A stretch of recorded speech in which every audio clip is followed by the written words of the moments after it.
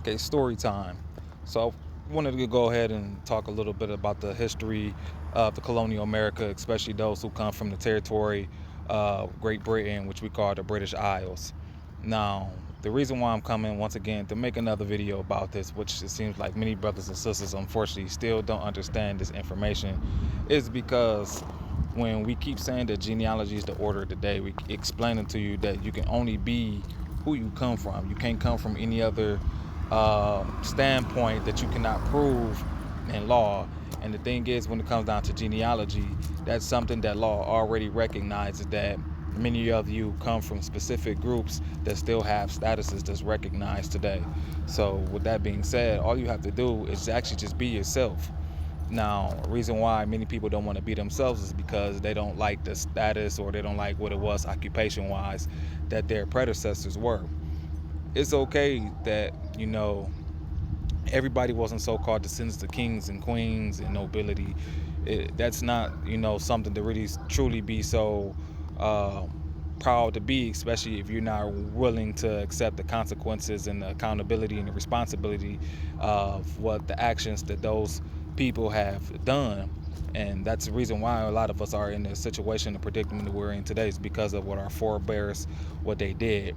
Now, when you're ready to actually accept that accountability and that responsibility, and by stepping into that role, then you can actually start changing some of the things that is taking place within your reality.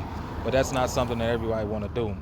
So with that being said, that's why here, as me as being a lineal descendant from the noble house of Belmont, I'm willing to take that, responsibility. I'm willing to be held accountable for my predecessors' actions, because now I actually can do something better with it, now that I'm willing to, you know, move forward. We already went through the fire, we already went through the trials and tribulations.